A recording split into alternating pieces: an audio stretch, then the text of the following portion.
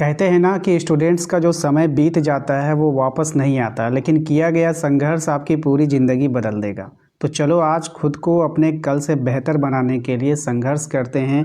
इन बचे हुए समय को सदुपयोग करके अपनी मेहनत से अपने रिज़ल्ट को बनाते हैं। स्वागत करते हैं आप सभी का आपके अपने यूट्यूब चैनल जैकपुर पे। तो आज का ये वीडियो होगा क्लास 12 हिस्ट्री का pre board exam 2025-26 Jharkhand board set 4 करने वाले हैं हिस्ट्री का। इसके पहले भी ज्योग्राफी का भी अपलोड कर दिया है मैंने, और भी सब्जेक्ट का पॉलिटिकल साइंस का भी अपलोड कर दिया है, तो आप लोग उसको जाकर वॉच कीजिए, ठीक है। साथ ही साथ सब्जेक्टिव भी आएगा, तो आप लोग हमारे चैनल से जुड़े रहना है, ठीक है। आइए शुरू करते हैं। सबसे पहला सवाल, काफ़ी सारे बच्चों का क्वेरी आ रहा था कि भैया इंग्लिश में भी क्वेश्चन होने चाहिए थे, तो इंग्लिश मीडियम वाले इंग्लिश क्वेश्चन पे फोकस करेंगे। मैं सिर्फ हिंदी मीडियम से पढ़ूंगा क्योंकि 99% स्टूडेंट्स हमारे चैनल पे हिंदी मीडियम के हैं। तो चलिए स्टार्ट करते हैं। सबसे पहला सवाल आपके स्क्रीन पर दिख रहा होगा कि हड़प्पा सभ्यता में जल निकासी की जो प्रणाली थी वो कैसी थी। तो देखिए ये जो थी ना, ये जो प्रणाली थी ये व्यवस्थित प्रणाली थी, यानी कि वेल प्लानेड थी। बात समझ में आया? वेल प्लानेड थी, बहुत अच्छी प्रणाली वहाँ पे दिखने को मिलती थी।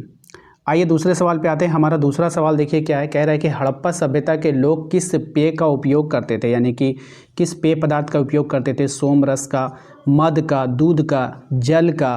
तो बताइए इसका राइट आंसर क्या होगा। तो सही जवाब हो जाएगा सोम रस, ठीक है। इंग्लिश में इसको सोमा ड्रिंक कहा जाता है, ओके। आइए तीसरे सवाल पे आते हैं। हमारा तीसरा सवाल है कि सिंधु सभ्यता के नगरों में कौन सी योजना दिखाई देती है। तो सिंधु सभ्यता के नगरों में जो योजना दिखाई देती है ग्रिड योजना, ठीक है, ग्रिड पैटर्न। कभी कभी सवाल में ये पूछा जाता है कि सिंधु सभ्यता के जो नगर थे वो किस पद्धति पर बनी हुई थी, तो ग्रिड पद्धति पर बनी हुई थी। ऐसे भी क्वेश्चन एग्जाम में देखने को मिले हैं, ठीक है, तो आप लोग को ध्यान में रखना है। आइए अगले सवाल पे आते हैं। हमारा अगला सवाल है कि हड़प्पा सभ्यता की अर्थव्यवस्था का मुख्य आधार क्या था।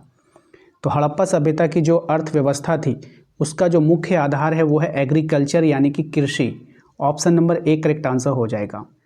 नेक्स्ट आते हैं अगले सवाल पे कि जन शब्द का प्रयोग सबसे पहले कहाँ मिलता है। तो जन शब्द का जो प्रयोग सबसे पहले मिलता है वो ऋग्वेद में मिलता है। Option number B correct answer हो जाएगा। क्वेश्चन नंबर आते हैं हम लोग 6 पे, कह रहा है कि वैदिक समाज में स्त्रियों की स्थिति कैसी थी। तो वैदिक समाज में जो स्त्रियों की स्थिति थी वो इक्वल थी, यानी कि सामान्य थी। ऑप्शन नंबर सी हो जाएगा, ठीक है। क्वेश्चन नंबर आते हैं 7 पे, कह रहा है कि वैदिक काल में शिक्षा का प्रमुख केंद्र क्या था। तक्षशिला, नालंदा, उज्जैन, वाराणसी। तो राइट आंसर हो जाएगा इसका तक्षशिला, ठीक है। ऑप्शन नंबर ए हो जाएगा। अगले सवाल पे आते हैं। क्वेश्चन नंबर 8 पे कहा गया है कि बौद्ध धर्म में संघ का अर्थ क्या होता है। तो बौद्ध धर्म में संघ का जो अर्थ होता है वो होता है संगठन, यानी कि कम्युनिटी, ठीक है। क्वेश्चन नंबर आते हैं 9 पे, कहा गया है कि जैन धर्म में त्रिरत्न का क्या अर्थ होता है। तो जैन धर्म में जो त्रिरत्न का अर्थ होता है वो होता है आपका सम्यक दर्शन, सम्यक ज्ञान, सम्यक आचरण। मोस्ट इंपॉर्टेंट सवाल आपके एग्जाम के लिए, ठीक है, वेरी वेरी इंपॉर्टेंट सवाल है ये, ध्यान में रखिएगा। क्वेश्चन नंबर 10 पे आते हैं। इसमें कह रहा है कि बौद्ध धर्म की पहली सभा कहाँ पर हुई थी। तो बौद्ध धर्म की जो पहली सभा हुई थी वो हुई थी राजगृह में। कहाँ पे हुआ था? राजगृह में हुआ था, याद रखिएगा। अगले सवाल पे आते हैं। हमारा अगला सवाल है बौद्ध धर्म के अनुयायी किस स्थान को पवित्र मानते हैं।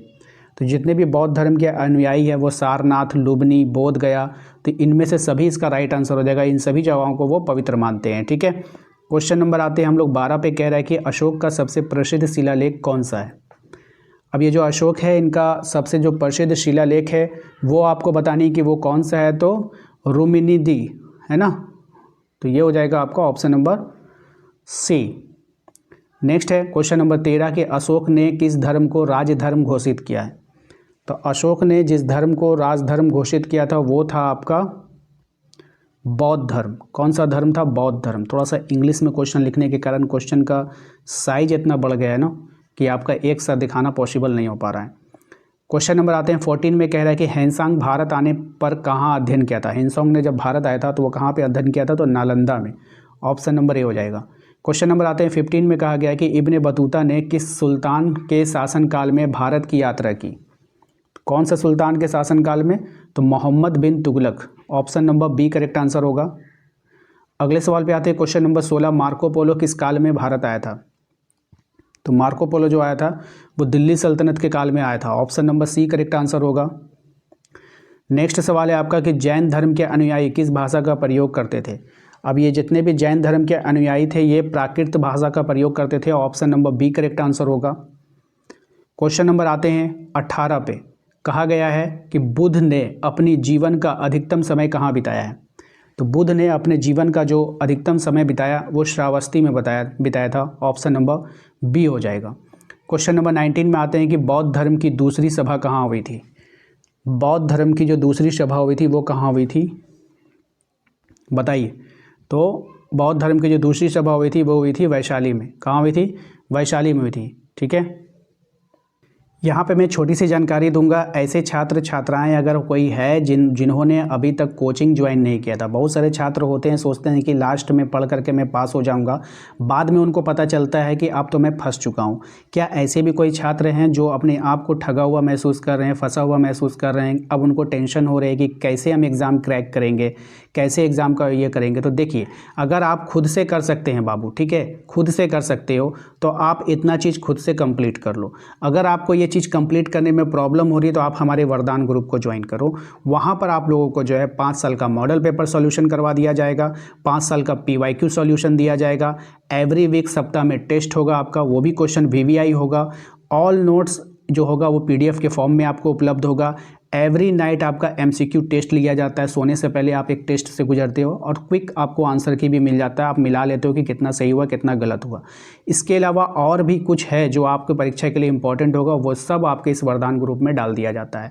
तो जो लोग इच्छुक हैं वो हमारे दिए गए नंबर पे एक बार मैसेज करके लिख दीजिएगा कि मुझे वरदान ग्रुप में जो है ज्वाइन होना है। इतना सा लिखिएगा, आगे के डिटेल्स हमारी टीम के द्वारा आपको उपलब्ध करवा दी जाएगी। ठीक है, आइए क्वेश्चन नंबर 20 पर आते हैं। कह रहा है कि हड़प्पा सभ्यता में कौन सी लिपि जो है वो प्रयुक्त की जाती थी।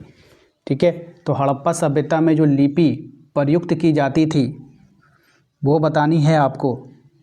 तो हड़प्पा सभ्यता की जो लिपि थी वो अज्ञात लिपि थी, क्योंकि उसको आज तक जो है वो पढ़ा नहीं जा सका है। ठीक है, हड़प्पा सभ्यता की लिपि जो है वो पढ़ा नहीं जा सका है, इसलिए उसको अननोन स्क्रिप्ट कहा जाता है, अज्ञात लिपि कहा जाता है। तो आशा करते हैं आप लोगों को आज का ये वीडियो पसंद आया होगा। वीडियो अच्छा लगा है तो एक लाइक कर दीजिएगा, चैनल पे पहली बार आएँ तो सब्सक्राइब कर लीजिएगा। और यदि आप चाहते हैं कि आप हमारे वरदान ग्रुप को ज्वाइन कर करके परीक्षा की तैयारी को बेहतर करना चाहते हैं तो आप हमारे वरदान ग्रुप को ज्वाइन कर लीजिए, हमारे दिए गए नंबर पे मैसेज करके। इसके अलावा जितना भी आपका छूटा हुआ रहता है वो सारे बैकअप आपको वहाँ पे उपलब्ध करवाए जाते हैं।